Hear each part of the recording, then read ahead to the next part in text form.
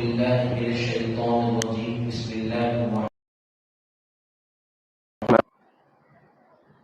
وأما بنعمة ربك فحدث. آمنت بالله صدق الله العظيم وبلغنا رسوله النبي الأمين المتين الكريم ونحن على ذلك لمن الشاهدين والشاكرين والحمد لله رب العالمين. السلام علیکم ورحمۃ اللہ تعالی وبرکاتہ.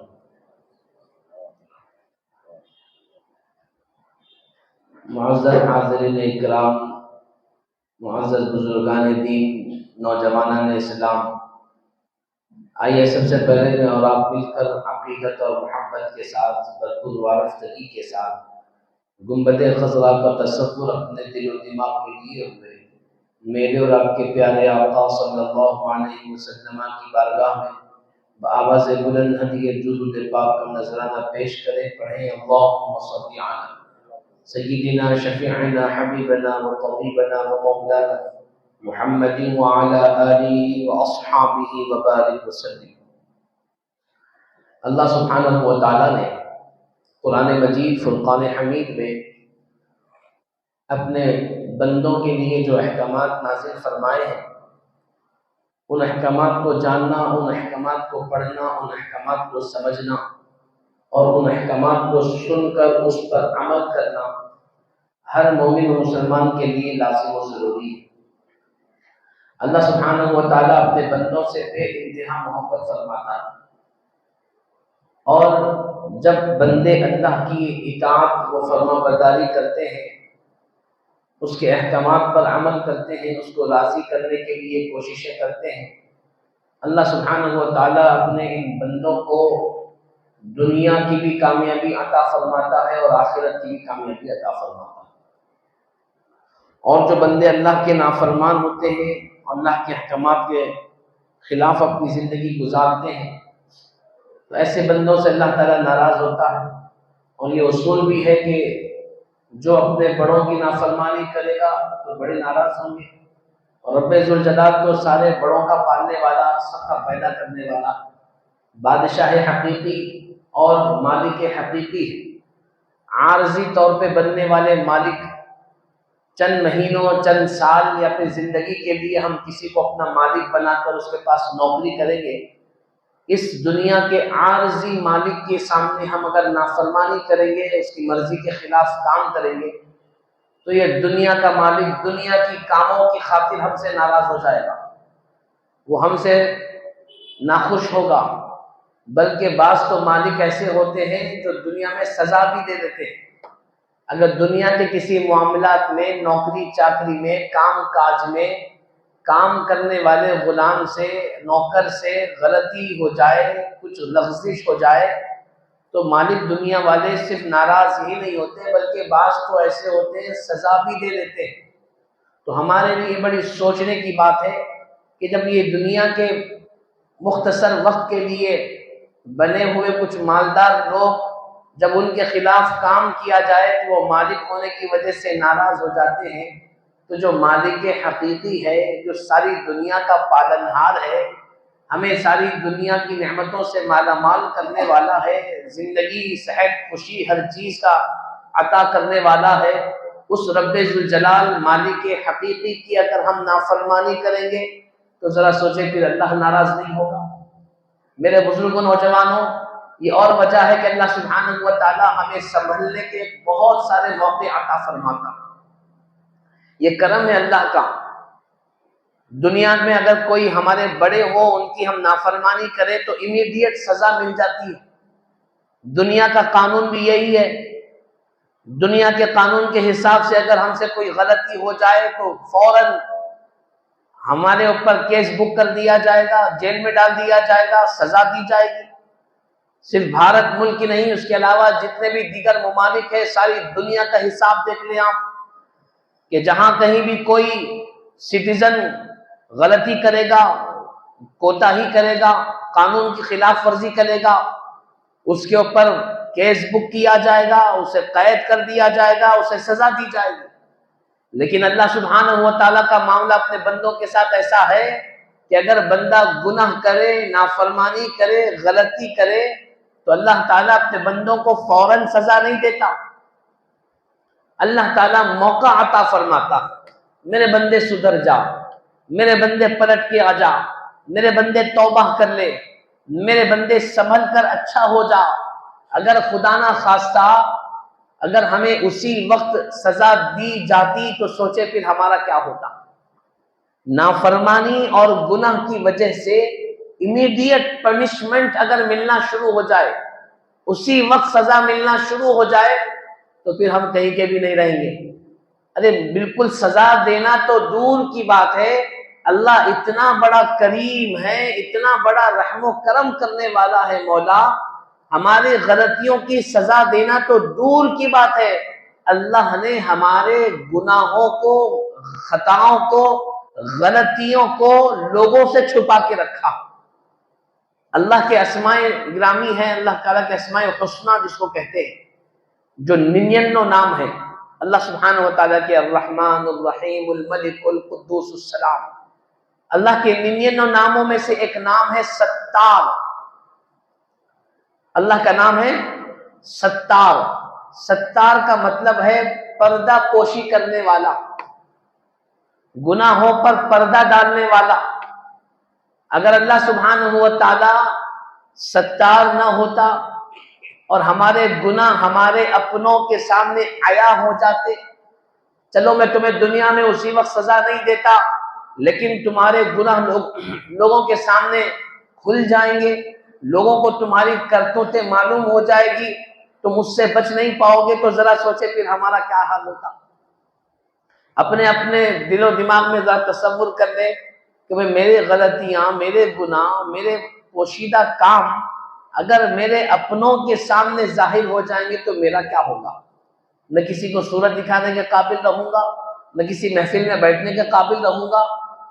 تو میرے بزرگوں، نوجوانوں، اللہ سبحانہ و تعالی اپنے بندوں سے اتنی محبت فرماتا ہے کہ ہماری غلطیوں، گناہوں، نافرمانیوں پر فوراً سزا بھی نہیں دیتا، بلکہ ہماری غلطیوں کو چھپا کے رکھتا۔ ہمیں معلوم، اللہ کو معلوم ہم نے کیا کیا، ہم نے کیا کام کیا، کیا گناہ کیا، ہمیں معلوم، اللہ کو معلوم۔ میرے بزرگوں، نوجوانوں، یہ اللہ سبحانہ و تعالیٰ کی طرف سے موقع ہے، اللہ سبحانہ و تعالیٰ کی طرف سے ڈھیل ہے، ہمارے لیے یہ نعمت ہے، موقع ہے سنبھلنے کا کہ میرے بندے میری نافرمانی سے بچ جا۔ یہ اللہ چاہتا ہے۔ یا ایھا الانسان ما غرک بربک الکریم، اے ادھر ادھر بھٹکنے والے بندے کہاں جا رہا ہے، پلٹ کے آ جا۔ ما غرک، پلٹ کے آ جا، بربک الکریم، دیکھ تیرا رب کتنا کریم ہے، دیکھ تیرا رب کتنا کرم کرنے والا ہے۔ اللہ اکبر کبیرہ۔ میرے بزرگوں، نوجوانوں، اللہ تعالیٰ تو ہم سے یہ چاہتا ہے ہم اپنی غلطیوں کو چھوڑ کر اس کی طرف آ جائے، ہم ادھر ادھر بھٹکنے کے بجائے اس کے راستے پر چل پڑے، اور اللہ سبحانہ و تعالیٰ ہم کو اپنے گناہوں کی معافی تلافی کے لیے کچھ مخصوص دن عطا فرمائے، کچھ مخصوص مہینے عطا فرمائے، کچھ مخصوص راتیں بھی عطا فرمائیں، جیسا کہ رجب کا پچھلا مہینہ، آج شعبان کا مہینہ شروع ہو چکا۔ رجب کے مہینے میں ہی آپ کے سامنے میں نے عرض کیا کہ جب رجب کا چاند نظر آ جاتا، میرے اور آپ کے آقا صلی اللہ علیہ وسلم یہ دعا کا اہتمام کرتے استقبال رمضان کے لیے، اللہم بارک لنا فی رجب و شعبان وبلغنا رمضان۔ اے اللہ رجب اور شعبان کے مہینے میں برکتیں عطا فرما اور ہم کو رمضان کا مہینہ عطا فرما۔ اب رجب کا مہینہ جا چکا، شعبان کا مہینہ ہمارے درمیان میں آ چکا۔ اب ہمارے لیے سوچنا ضروری ہے کہ جب شعبان کا یہ مقدس مہینہ ہمارے پاس آ گیا تو ہم بڑی تیزی کے ساتھ رمضان کے قریب جا رہے ہیں، اور شعبان وہ مقدس مہینہ ہے جس کے مطابق میرے اور آپ کے آقا صلی اللہ علیہ وسلم نے ارشاد فرمایا کہ شعبان شہری، شعبان میرا مہینہ۔ اس مہینے کو حضور نے اپنا مہینہ قرار دیا۔ اب محدثین نے، علماء دین نے، علماء ربانیین نے اس کی الگ الگ وضاحتیں بیان فرمائی۔ کسی نے کیا خوب لکھا کہ کہاں کہ حضور نے اس مہینے کو اپنا مہینہ اس لیے کہا کیونکہ اس مہینے میں اللہ نے ایک رات رکھی ہے جس رات کو شب براءت کہتے ہیں۔ اس رات میں اللہ سبحانہ و تعالی امت محمدی میں سے گناہگار لوگوں کی بخشش فرماتا ہے۔ فرمایا کتنے لوگوں کی بخشش ہوتی ہے؟ فرمایا بنو کلب کے بکریوں کے بالوں کے برابر گناہگاروں کو بخش دیا جاتا۔ عرب میں ایک قبیلہ تھا حجاز مقدس میں جس کو کہتے ہیں بنو کلب۔ وہ قبیلے کی خاصیت تھی بکریاں بہت تھی، اور وہ بکریوں کی خاصیت یہ تھی کہ وہ بکریوں کے جسم پر بال بہت ہوتے تھے۔ اب آقا کریم صلی اللہ علیہ وسلم کی رحمت للعالمین نے دیکھی، اب یہ نہیں فرمایا مکہ کے بکریاں، یہ نہیں فرمایا مدینے کی بکریاں، یہ نہیں فرمایا فلاں شہر کی بکریاں، بلکہ آقا کریم صلی اللہ علیہ وسلم نے ایک مخصوص قبیلے کو چنا۔ اس کی وجہ کیا تھی؟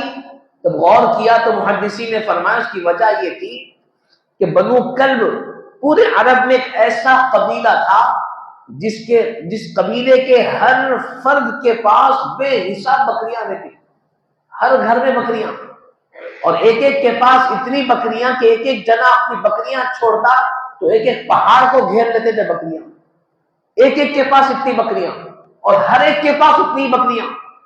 ایک تو خاصیت یہ کہ اس قبیلے میں بکریاں بہت زیادہ، پھر دوسری خاصیت یہ کہ دوسرے شہروں، دوسرے دیہاتوں، دوسرے گاؤں میں پائے جانے والی بکریاں یا دوسرے قبیلوں میں رہنے والی بکریوں میں، اور یہاں کی بکریوں میں خاصیت یہ تھی کہ بنو کلب کے بکریوں کے جسم پر، چمڑے پر بال بہت زیادہ ہوا کرتے ہیں دوسرے بکریوں کے مقابلے میں۔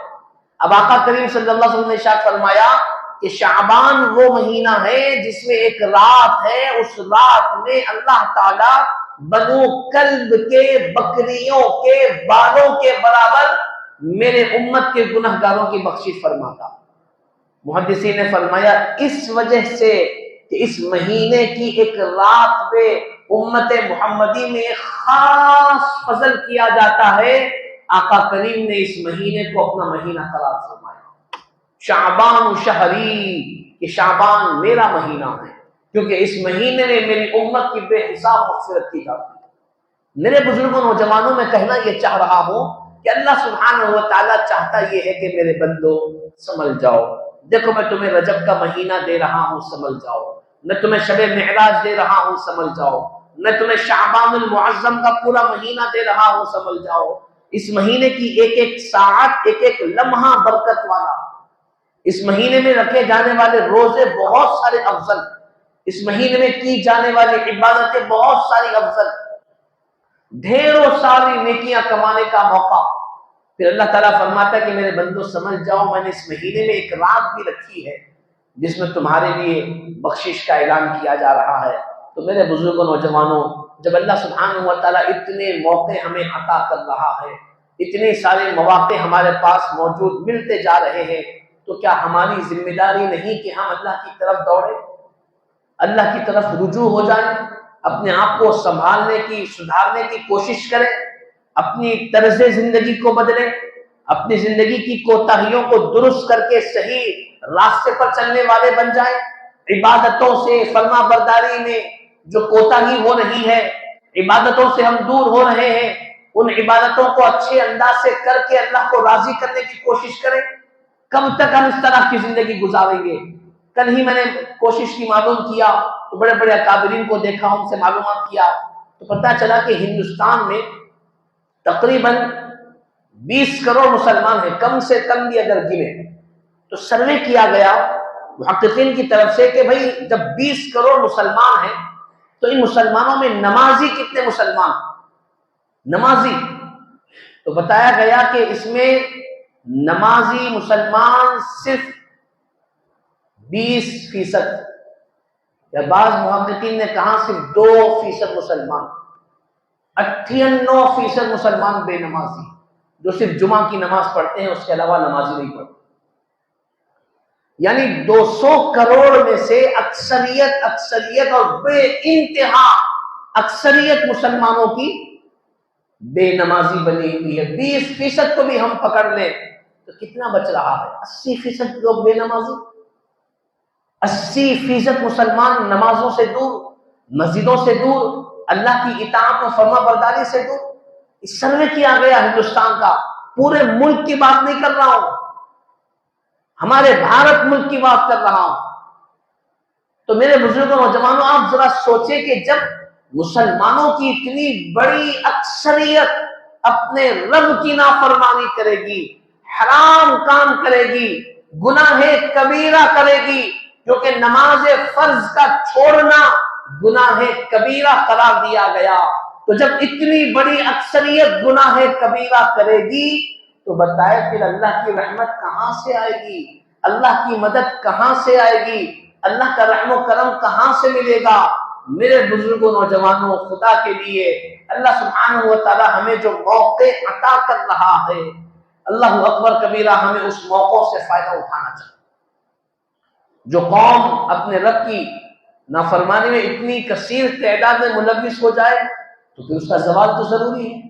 آج پریشان ہیں لوگ کہ کیسے کیسے حالات ہوتے جا رہے ہیں، کیسا کیسا ظلم کیا جاتا جا رہا ہے. اللہ، آج کئی غیر مسلمین بول رہے ہیں کہ بھائی مسجدوں میں تم لوگوں کو جانا چاہیے تو مسجدہ رکھتے کہ دے دو ہمارے کو. جب مسجدوں کو آباد نہیں رکھنا ہے تو مسجدیں رکھتے کہ دے دو. پھر بعض لوگ تنزیہ بول رہے ہیں، دوسرے مذاہب کے لوگ، کہ دین اسلام اتنا اچھا مذہب ہے پوچھو نہیں، لیکن آج مسلمان باقی میں سے مسلمان نام کا رہ گیا، اپنے دین پہ چلنے والا مسلمان نہیں ہے. غیر مسلمین بول رہے ہیں، دوسرے مذاہب کے ماننے والے بول رہے ہیں، لیکن ہم اپنی زندگی میں مست ہے، ہمیں کسی سے کچھ لینا دینا نہیں، ہمیں کوئی فرق نہیں پڑتا کہ کون ہمارے بارے میں کیا کہہ رہا ہے. ارے جب ہم نے اپنے اللہ اس کے رسول کا خیال نہیں کیا، جب ہمیں اللہ کے ساتھ حیا نہیں آتی، اللہ کے تعلق سے ہمیں ڈر خوف نہیں ہے، تو بتائیں پھر ہم لوگوں کا کیا خیال کریں؟ بولنے والوں کی ہم کہاں سنیں گے؟ میرے بزرگوں نوجوانوں، خدا کے لیے جو دور ہے، ہم کو اللہ پاک نے جو زندگی عطا کی، جس دور میں زندگی عطا کی، یہ قرب قیامت کا دور. ہمارا حال یہ ہے تو ذرا سوچیں ہماری نسلوں کا حال کیا ہوگا.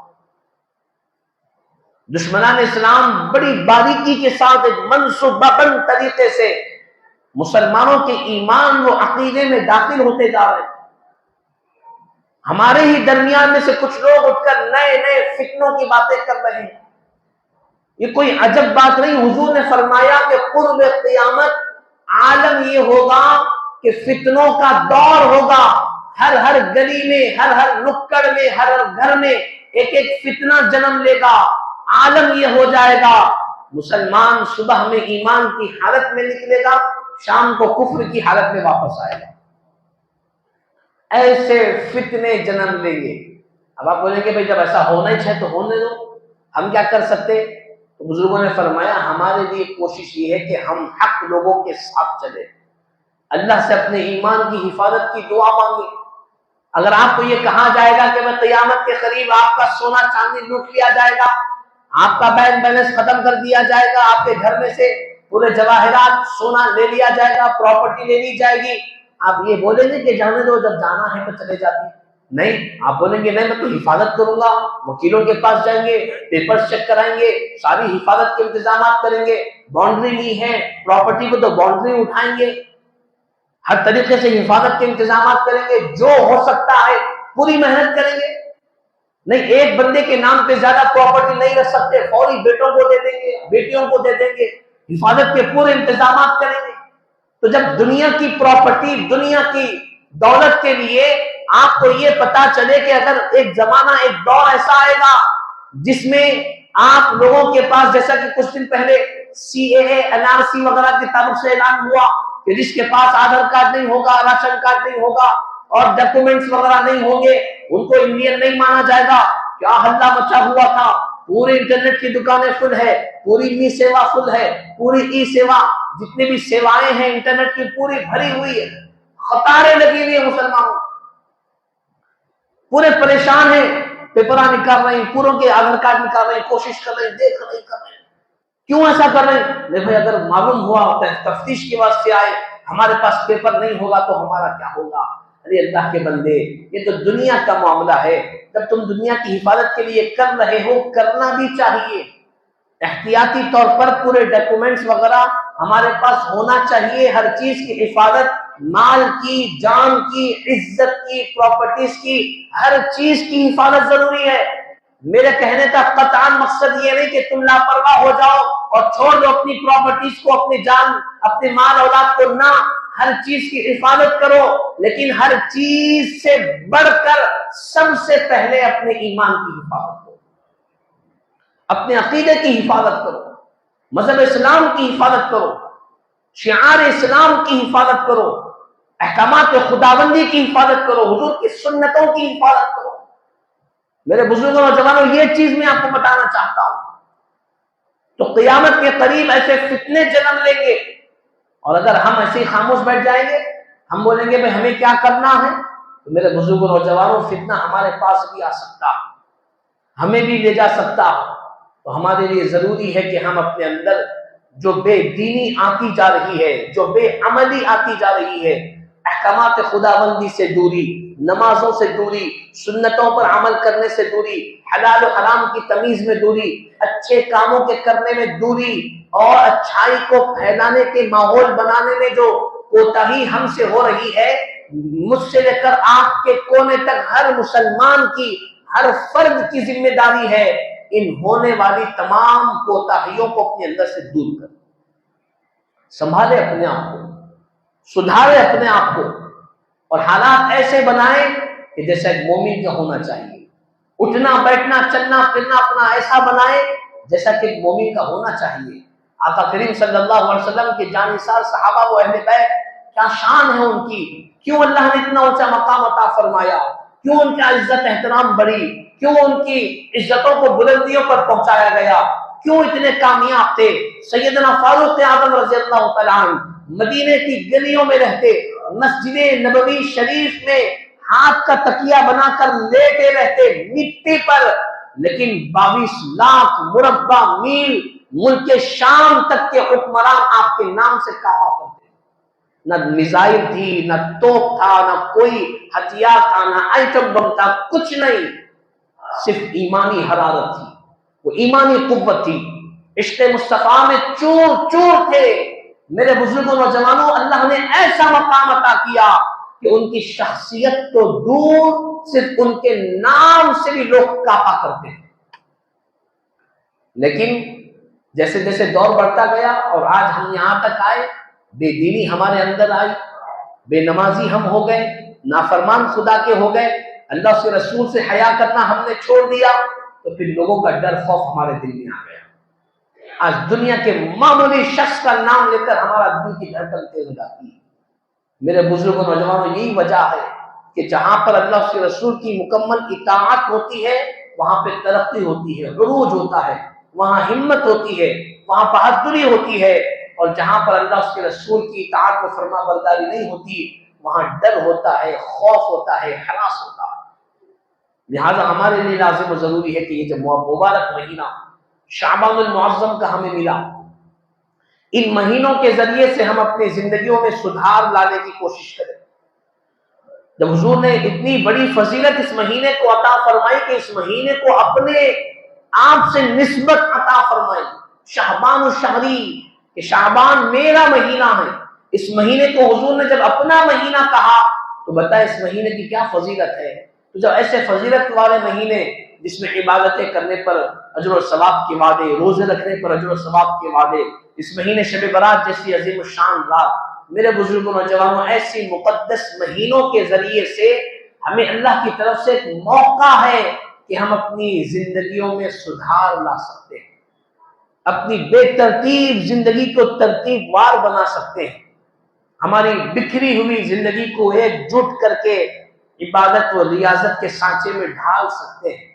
یہ مہینے ہمیں یہی موقع عطا کر رہے ہیں، یہ اللہ کی طرف سے عطا کیے ہوئے موقع ہیں ہمارے، یہ جاگنے کی راتیں، یہ مقدس راتیں، اللہ سبحانہ و تعالیٰ کی طرف سے ہمیں موقع کہ بندو آ جاؤ، بندو سدھر جاؤ، بندو سنبھل جاؤ، بندو پابند ہو جاؤ، بندو فرما بردار بن جاؤ، بندو اطاعت گزار بن جاؤ، شیطان کے بہکاوے میں نہ آؤ، اس کے جال میں نہ پھنسو، دنیا کی لالچ، دنیا کی محبت، دنیا کی خاطر ایسے سست نہ ہو جاؤ کہ تمہیں پرواہ ہی نہ ہو کہ تمہارا رب تم سے راضی ہے یا تم سے ناراض ہے۔